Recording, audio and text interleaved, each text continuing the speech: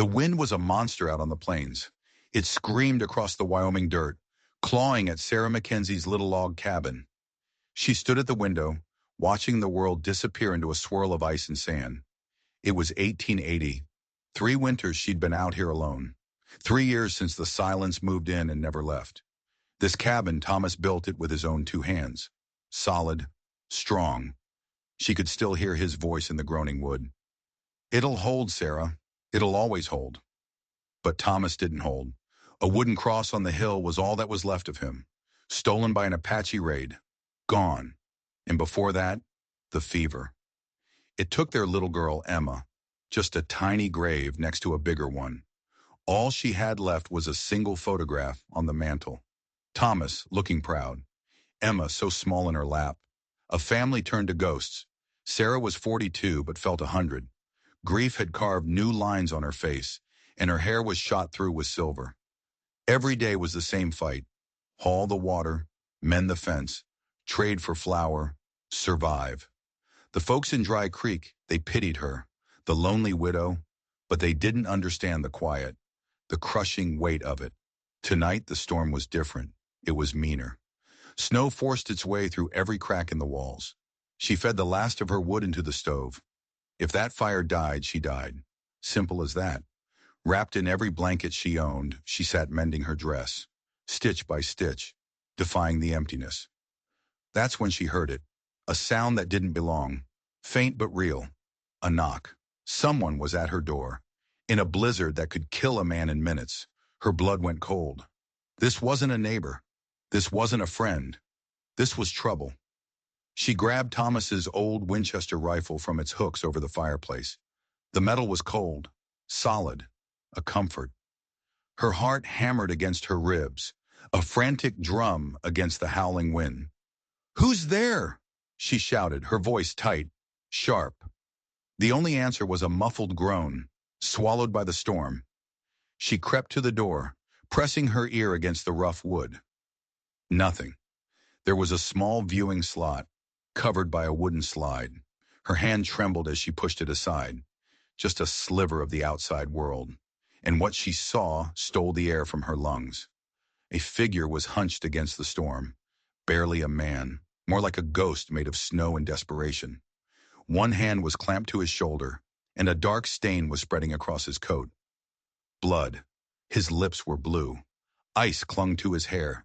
He swayed on his feet, about to collapse. "Please," he rasped, his voice a dead leaf skittering on the wind. "Dying out here." Sarah's mind screamed, "Trap! It's a trap.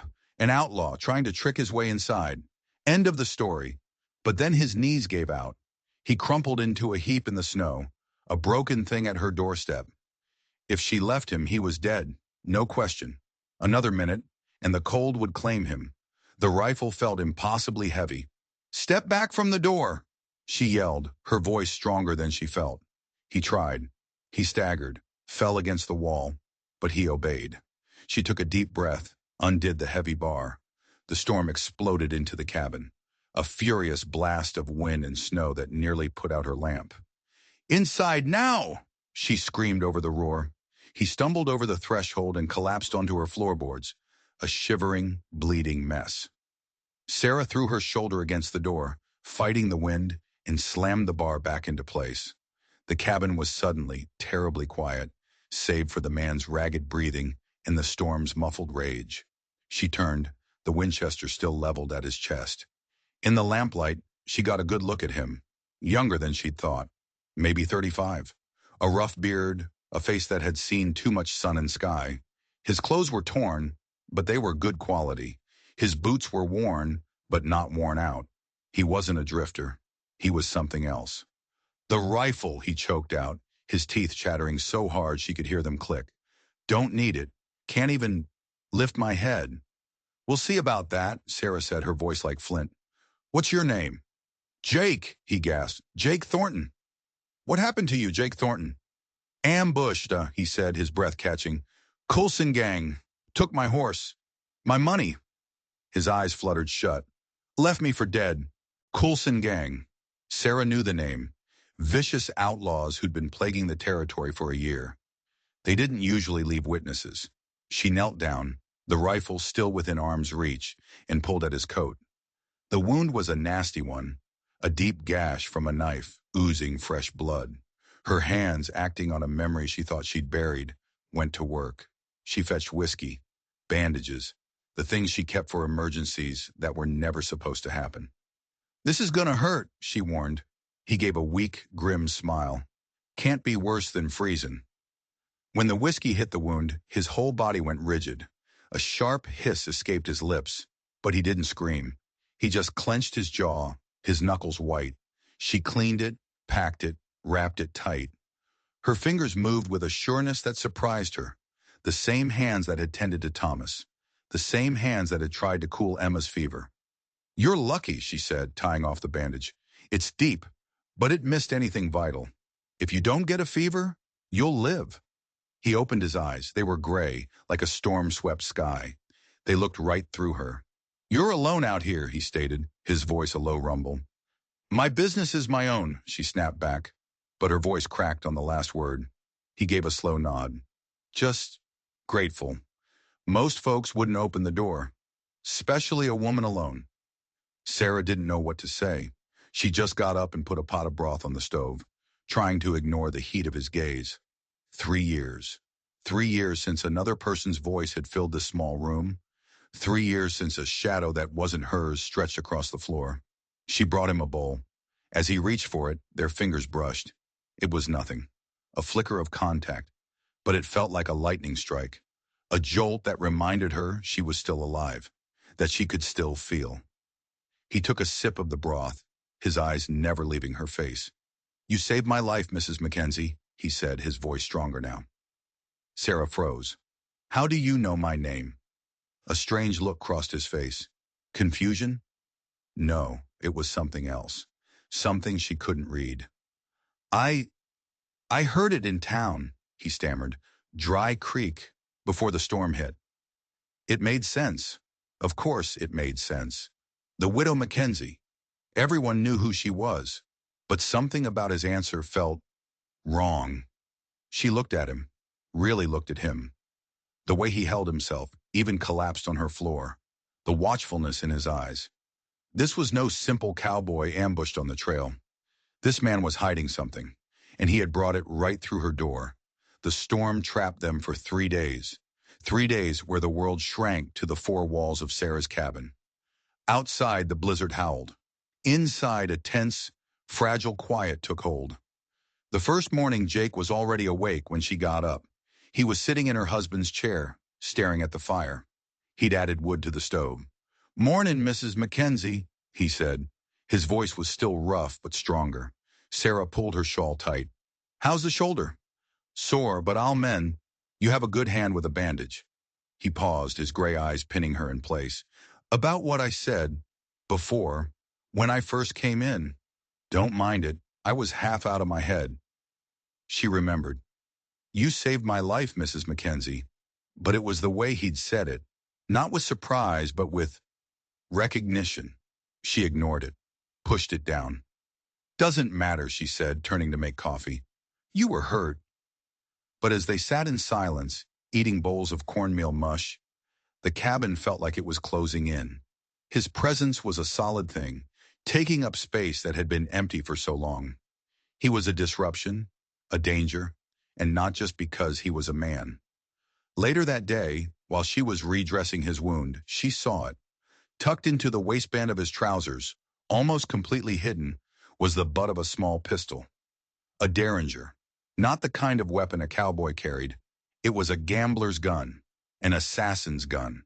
He'd lied. He said the Colson gang took everything, but they missed this. Or he'd hidden it. Her blood ran cold. He saw her staring. His body tensed. "It's just for protection," he said, his voice low and even. "You told me they took all your things." "They missed it," he said. The lie came too easily, too smoothly. She finished tying the bandage, her fingers suddenly clumsy. She moved away from him, back to the safe side of the room.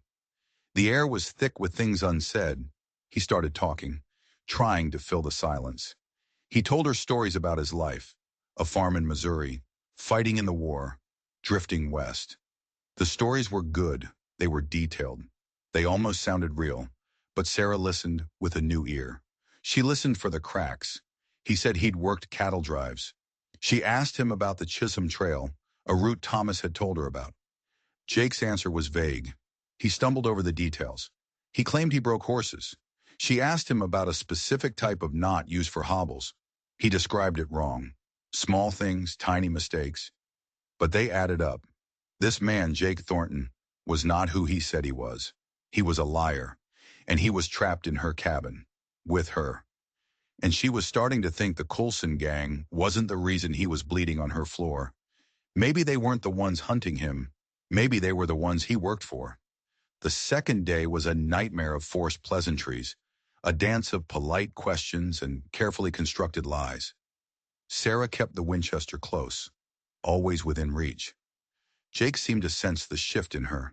He became quieter, more watchful. The easy charm he'd tried to muster on the first day was gone, replaced by a tense, nervous energy. He tried to help.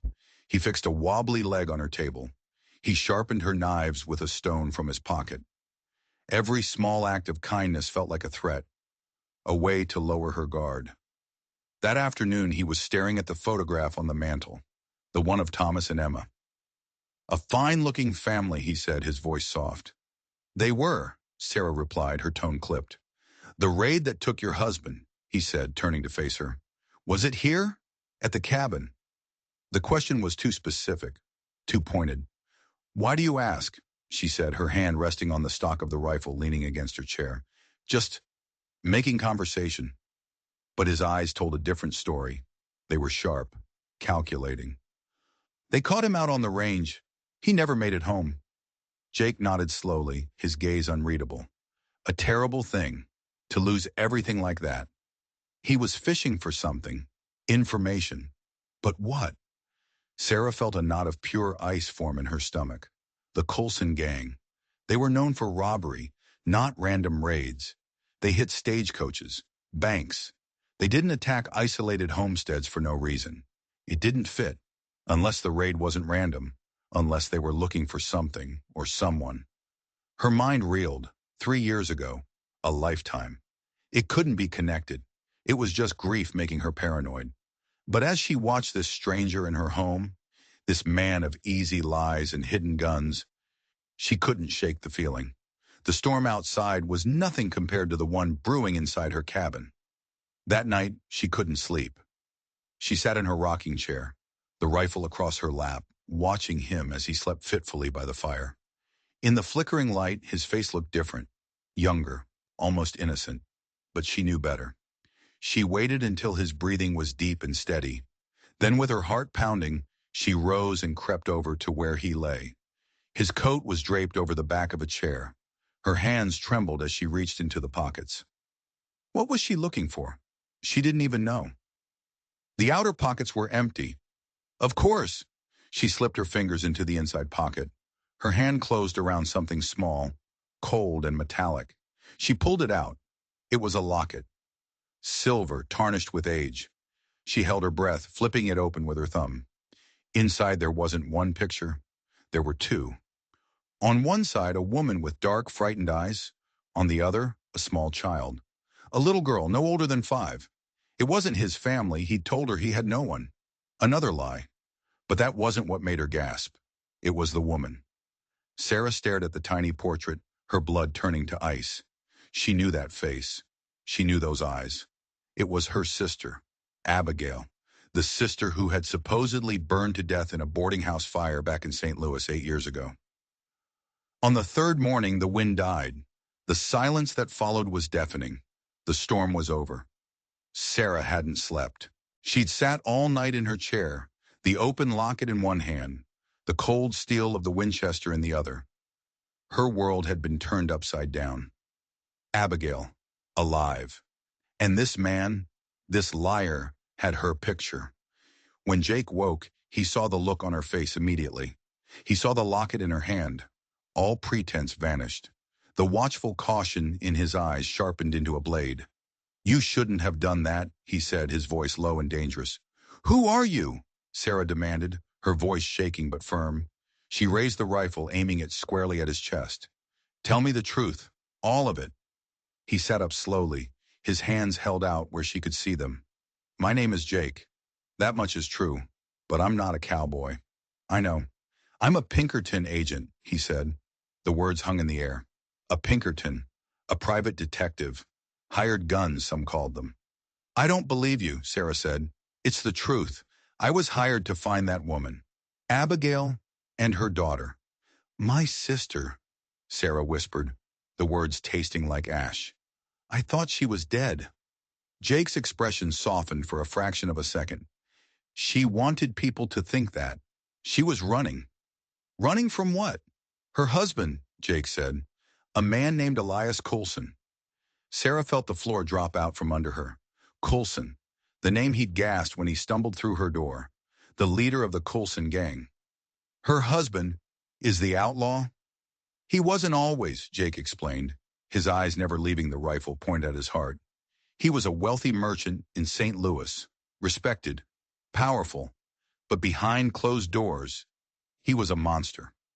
Abigail took their daughter and disappeared, faked their deaths. Coulson has spent the last 8 years and his entire fortune, tearing the country apart looking for them. It was too much, a history she never knew, a secret life her sister had been living. And you? Sarah asked. Who hired you? Coulson. No, Jake said, shaking his head. Abigail's father. He hired the Pinkerton agency to find her before Coulson did, to get her to safety. So you found her. Where is she? Where is my sister? Jake's gaze faltered. He looked away toward the dying fire. That's the problem. I found her trail. It led to a small town in Colorado, but I was too late. Coulson's men had gotten there first. A wave of nausea washed over Sarah. What happened? They took her, Jake said, his voice grim. And the girl. I tracked them for weeks. I was getting close. Then they ambushed me. Up on the pass. That's how I ended up on your doorstep. The story fit. It explained everything. The lies, the gun, the locket. But one piece was still missing. The most important piece. Why here? Sarah demanded. You tracked them all this way. Why did their trail lead to Wyoming? To my doorstep? Jake looked back at her, and in his eyes she saw pity. Because they weren't looking for me, Mrs. Mackenzie, he said quietly. They were looking for you. Sarah stared at him, her mind refusing to process the words. Me? Why would they be looking for me? Coulson thinks you've been helping her, Jake said. He thinks you knew she was alive all along. He believes Abigail is on her way here. To your cabin. He thinks you're her final destination. The world tilted on its axis. Her quiet life, her isolation. It had all been a lie. She wasn't a forgotten widow on the plains. She was a target. And the man her sister was running from was the same man who had been terrorizing the entire territory. A cold dread, deeper than any grief she had ever known, began to creep into her veins. The raid, she said, her voice barely a whisper. The one that killed my husband. Jake just nodded, his expression grim. It wasn't Apaches, Sarah. It was Coulson's men. He sent them 3 years ago. They were looking for Abigail then, too. Your husband, he must have fought back. It wasn't a random attack. It was a message. The Winchester trembled in her hands. Thomas hadn't been killed by raiders. He'd been murdered.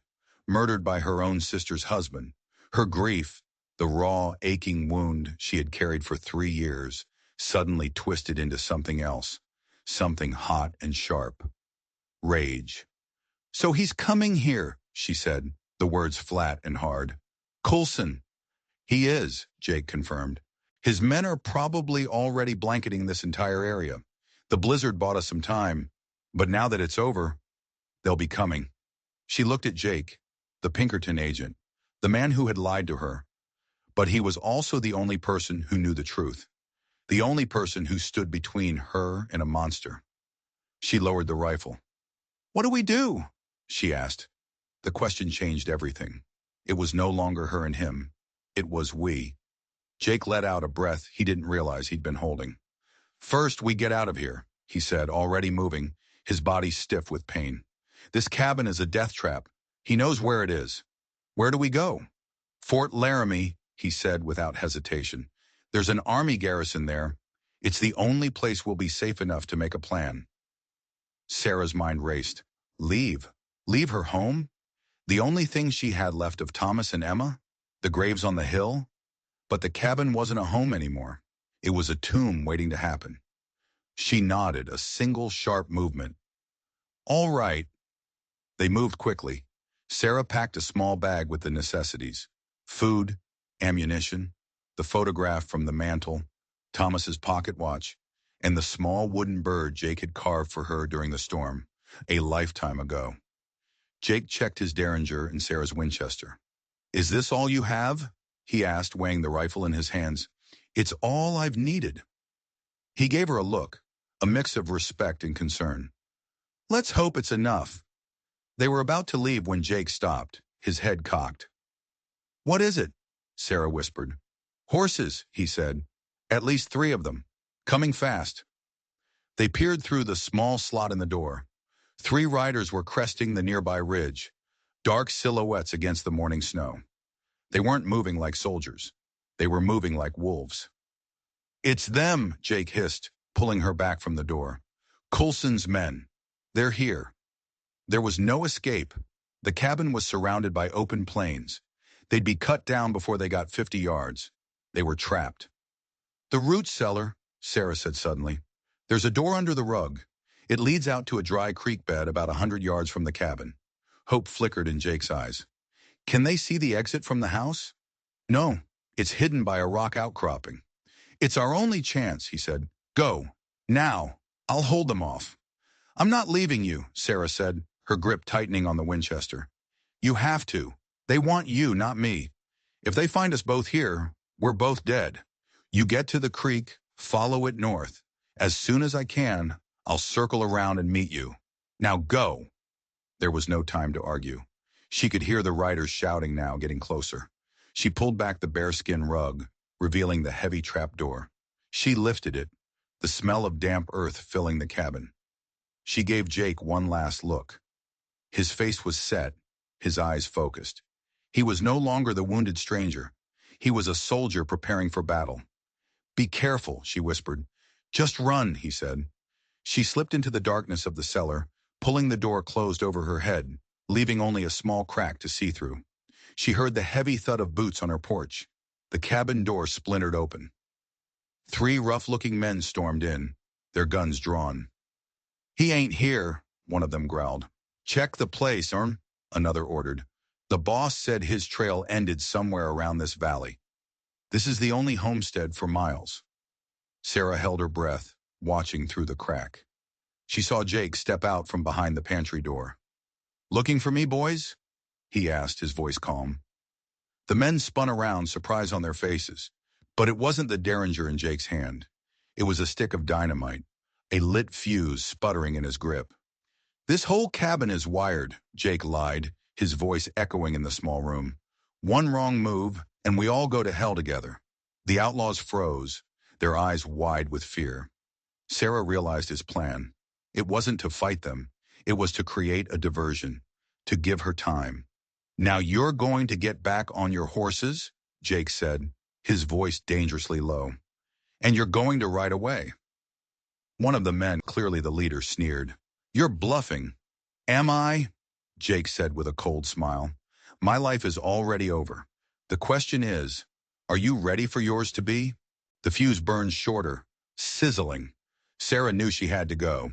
She turned and scrambled through the dark, musty tunnel of the root cellar. Her lungs burned. Her heart hammered. She burst out into the blinding snow and the biting wind, hidden by the rocks. She didn't look back. She just ran. Behind her, she heard a deafening explosion. The ground shook. Smoke and fire billowed into the clear winter sky. Jake had blown up her home, her past, her memories, everything. He'd sacrificed it all to save her. And as she ran, tears freezing on her cheeks, she didn't know if he had sacrificed his own life too. Sarah ran until her lungs felt like they were on fire.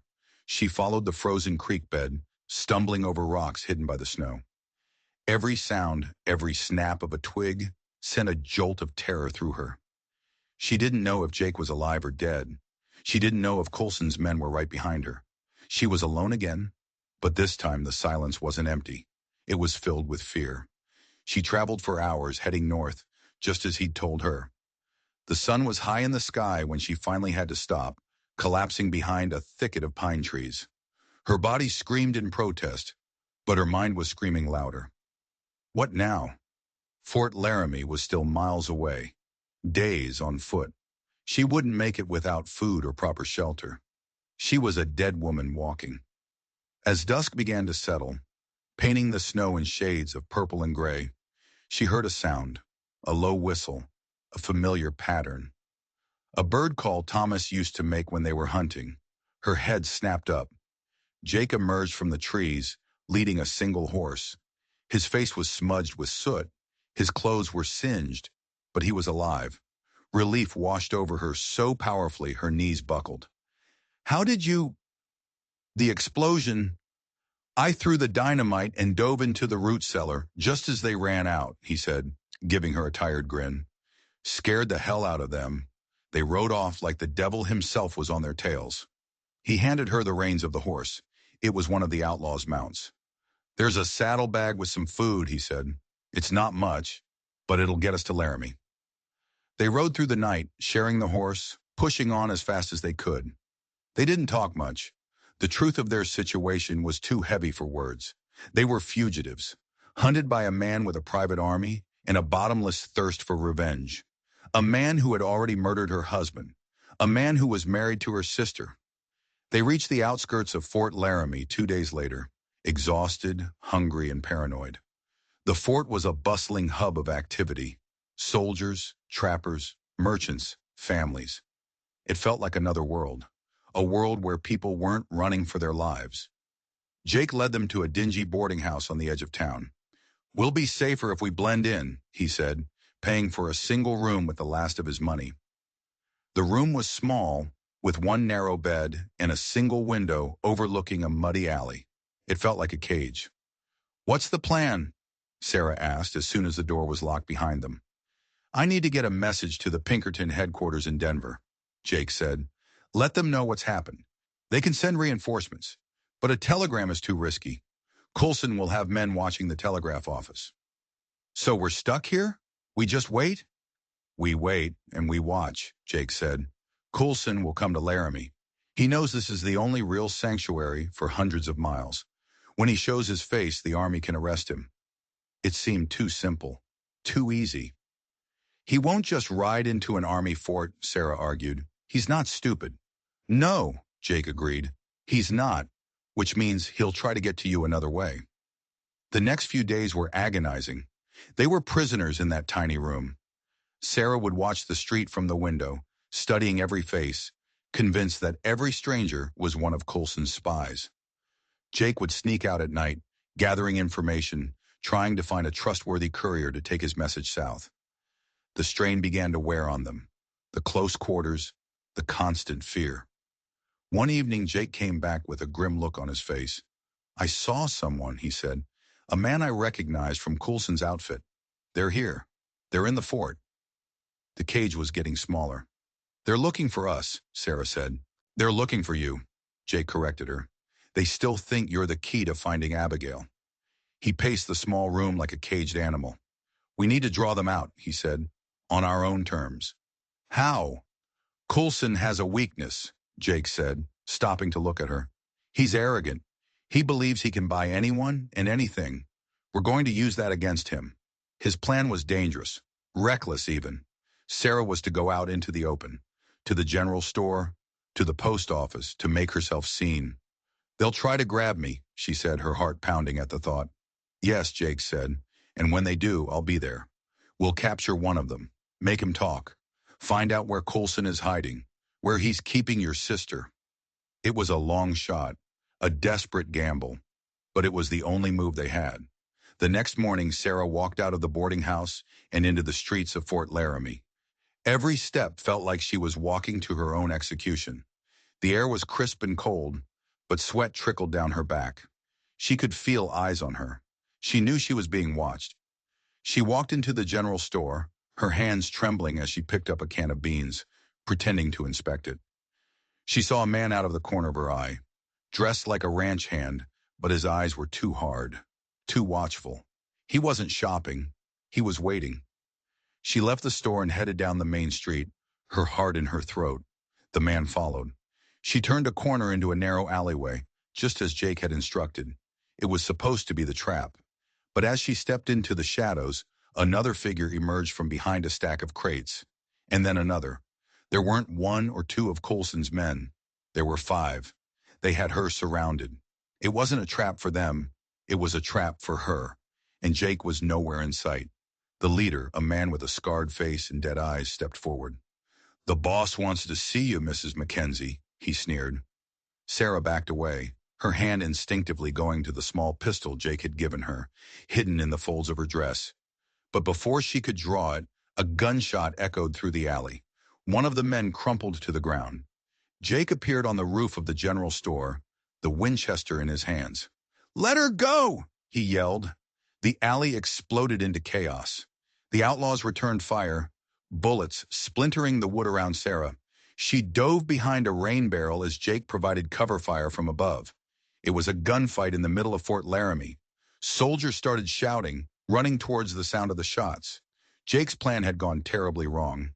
He hadn't just drawn out one of Coulson's men, he'd drawn out a whole hornet's nest. And in doing so, he'd revealed their position to everyone, including the U.S. Army. The outlaws, seeing the soldiers closing in, panicked. 2 of them grabbed Sarah, dragging her from behind the barrel. "We're taking her with us," the scarred man yelled up at Jake. "You try to follow, she dies." They used her as a human shield, backing out of the alley and towards their horses. Jake couldn't get a clear shot. The soldiers were surrounding the area, but they were hesitant to fire, afraid of hitting Sarah. She was being kidnapped in broad daylight, right under the nose of the U.S. Army. As they dragged her onto a horse, she locked eyes with Jake. She saw desperation. She saw fury. And for the first time, she saw something else in the Pinkertons' eyes. Fear, not for himself, but for her. Then the horse galloped away, and the fort, her only hope of safety, disappeared behind her. She was being taken to Coulson. She was going to meet the monster who had destroyed her family. The ride was a blur of rough terrain and cold fear. They rode hard for a full day, deep into the lawless badlands of Wyoming. The men who held her were brutal and efficient. They didn't speak to her, other than to issue guttural commands. They finally stopped at a hidden canyon where a makeshift camp was nestled among the rocks. And there, standing by a fire, was a man who could only be Elias Coulson. He wasn't what she expected. He was dressed in a fine tailored suit, a stark contrast to the rugged wilderness around him. He was handsome, with piercing blue eyes and dark, well-groomed hair. He looked like a gentleman, a businessman. But when he turned those blue eyes on her, she saw the emptiness behind them, the cold, chilling void of a man without a soul. "Sarah Mackenzie," he said, his voice smooth as silk, but with an edge of steel. "I've been wanting to meet you for a very long time." He gestured for his men to release her. She stumbled forward, her muscles aching, her spirit bruised. "Where is my sister?" she demanded, her voice raw. Coulson smiled, a chilling, humorless expression. "Abigail is safe," he said. "She's waiting for me. But she refuses to see reason. She's been difficult." He stepped closer, circling her like a predator. "She told me you were dead," Sarah spat. "A regrettable lie," Coulson said. "One of many. But I am a forgiving man. I am willing to reunite my family. I just need a little persuasion." He stopped in front of her. "That's where you come in. Abigail listens to you. Always has. You will tell her to come back to me. You will tell her to stop this foolishness." "Never." His smile vanished. In a flash, his hand shot out and grabbed her by the throat. His grip was like iron. "You are mistaken, Mrs. Mackenzie," he hissed, his face inches from hers. "This is not a request. You have no idea the lengths I have gone to, the things I have done, to find her. Your husband learned that lesson. He was stubborn too." He threw her to the ground. She landed hard, gasping for air. "You will do as I say," Coulson said, his voice calm again, "or I will finish the job my men started 3 years ago. And then I will find your sister, and I will drag her back myself." He turned to one of his men. Take her to the cave.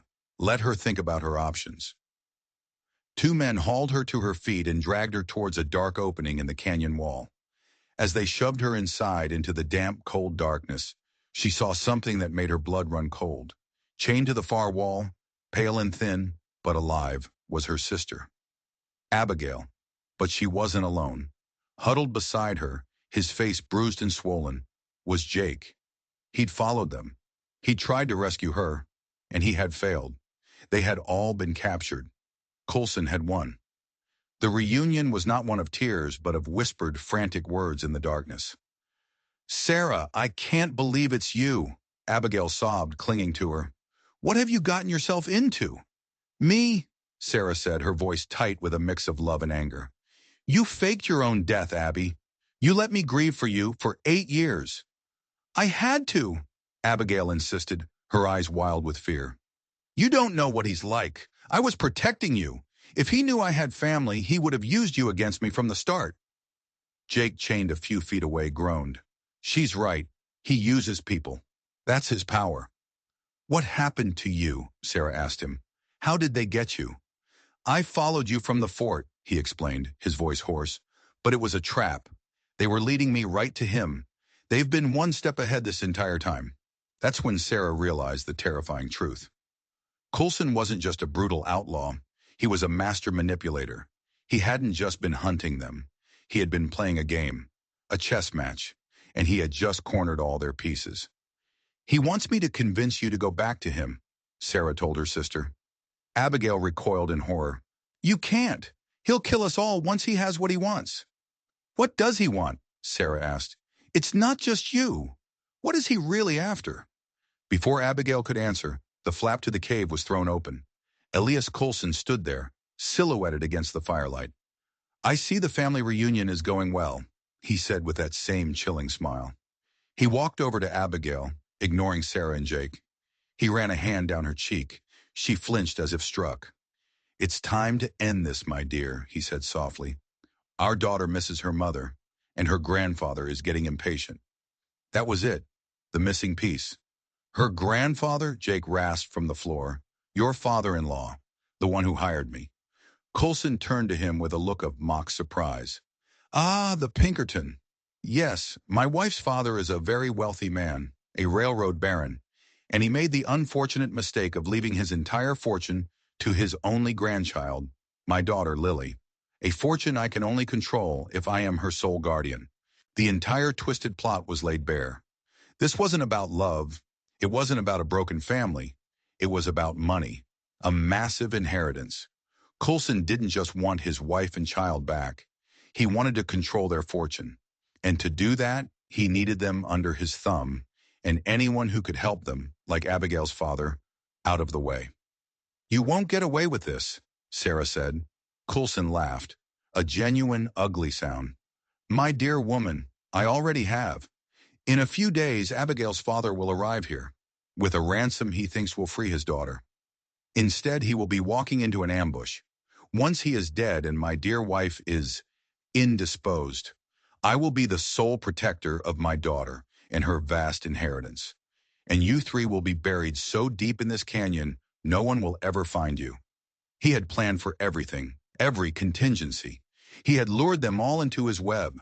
Sarah, Jake, Abigail, and now, Abigail's father. There was no escape.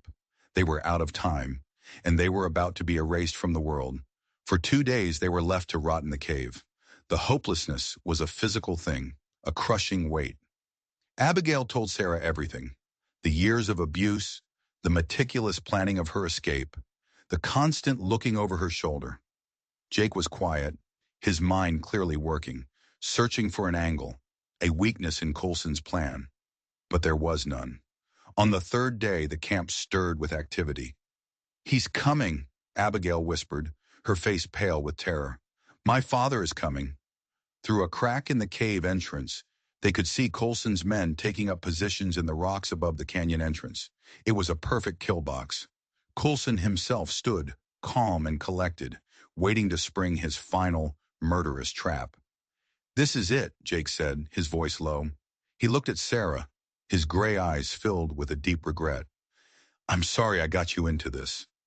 We got into this together, Sarah said, finding a strange strength in the face of certain death. We'll get out of it together, or not at all. That's when she saw it. One of the guards, a young man, barely out of his teens, looked nervous. He kept wiping his sweaty palms on his trousers. He wasn't a hardened killer like the others. He was a hired hand, and over his head.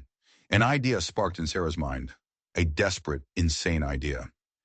Abby, she whispered, when your father comes, Coulson will have to present you to him, to prove he has you. That's our only chance. A chance for what? To die in the sunlight instead of in this cave? A chance to create a diversion, Sarah said, her eyes fixed on the nervous young guard. Hours later, a lone wagon appeared at the mouth of the canyon. An old man sat at the reins, Abigail's father. Coulson's men tensed, rifles at the ready. Coulson held up a hand, signaling for them to wait. Bring out the wife, he ordered. Two men dragged Abigail from the cave. She was blinking in the bright sun, looking frail and terrified. Father, she cried out. The old man in the wagon looked up, his face a mask of anguish. Abigail! Let her go, Coulson. I have the money. All in good time, Coulson said smoothly. First, let's verify the payment. As Coulson was distracted, Sarah put her plan into motion. She began to scream, a wild, unearthly shriek of pure grief and rage. She thrashed against her chains, rattling them against the stone walls. Murderer! She screamed at the top of her lungs. He killed my husband! He's going to kill us all! The guards were startled. The young, nervous one looked towards the cave, his eyes wide. Jake caught on immediately. He started shouting too, rattling his own chains, adding to the chaos. The distraction was working. Several of the riflemen in the rocks looked down from their perches, their attention split. Coulson spun around, his face contorted in fury. Silence them, he roared. The young guard was the closest. He ran to the cave entrance, his gun drawn. Be quiet, he stammered, pointing the gun inside. That's when Sarah moved. She had spent the last hour using a sharp rock to fray the old rope that bound her wrists. It wasn't much, but it was enough. With a final, desperate heave, she snapped the rope. She lunged forward out of the darkness of the cave and into the light. She didn't attack the guard. She ran right past him. She ran towards Abigail's father in the wagon. It's a trap, she screamed. He's going to kill you. The canyon erupted into pure pandemonium. The young guard, confused, didn't shoot.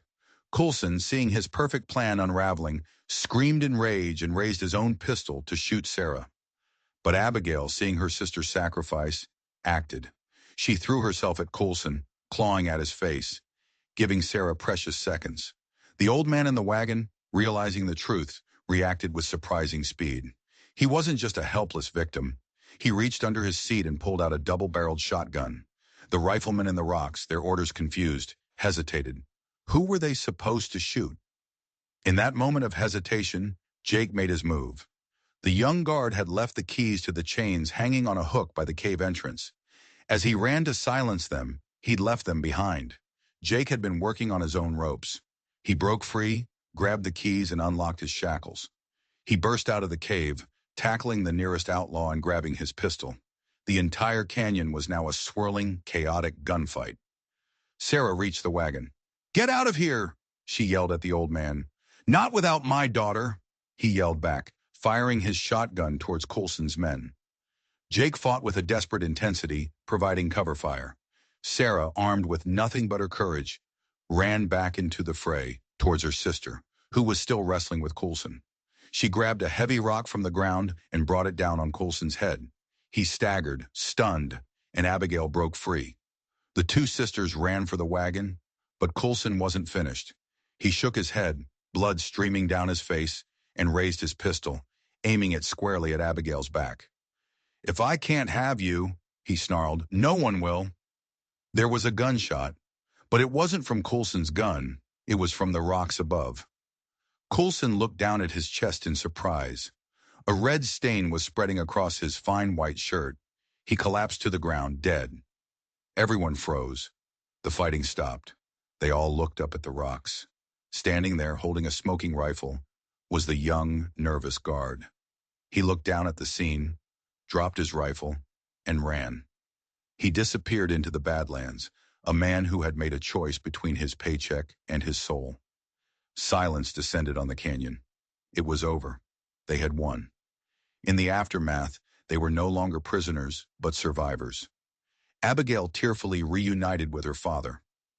Jake, battered and bruised, made sure the remaining outlaws were secured, and Sarah stood there, covered in dust and blood, looking at the body of the man who had taken her husband and nearly destroyed what was left of her family. She felt no satisfaction, no joy, just a profound, bone-deep exhaustion and a quiet, unfamiliar feeling. Peace. They left the Badlands behind, a strange, cobbled-together family forged in violence and loss. Abigail and her father were heading back east to pick up the pieces of their lives. Before they left, Abigail hugged Sarah tightly. "I'm so sorry, Sarah," she wept, "for everything." "We both have things to be sorry for," Sarah said. "From now on, no more secrets." Jake decided to stay in Wyoming. His time as a Pinkerton was over. "I think I've had enough of hunting people," he told Sarah, as they stood on the platform of the train station in Cheyenne. "What will you do?" she asked. He looked out at the wide-open plains, at the endless sky. "I don't know," he admitted. "For the first time in a long time, I get to choose." He turned to her, his storm-gray eyes serious. "What about you?" Sarah thought of her cabin, now just a pile of ashes. She thought of the graves on the hill. She thought of her life in Dry Creek, a life of quiet survival. That life was over. That woman was gone. She had faced down outlaws. She had avenged her husband. She had saved her family. She was no longer just a widow. She was a fighter. "I think," she said, a small smile touching her lips, "that I'm going to start living." She didn't know what the future held. There were no guarantees. The world was still a dangerous place. But for the first time in years, she wasn't afraid of it. She looked at Jake, the man who had stumbled into her life and shattered her solitude. The man who had shown her that her heart wasn't dead, just sleeping. He smiled back, a real smile this time, one that reached his eyes. And in that moment, she knew she wasn't alone anymore. Her story wasn't over. It was just beginning. If you enjoyed this story of survival, justice, and second chances, do me a favor and hit that subscribe button. It really helps the channel out, and you won't want to miss the stories we have coming up next.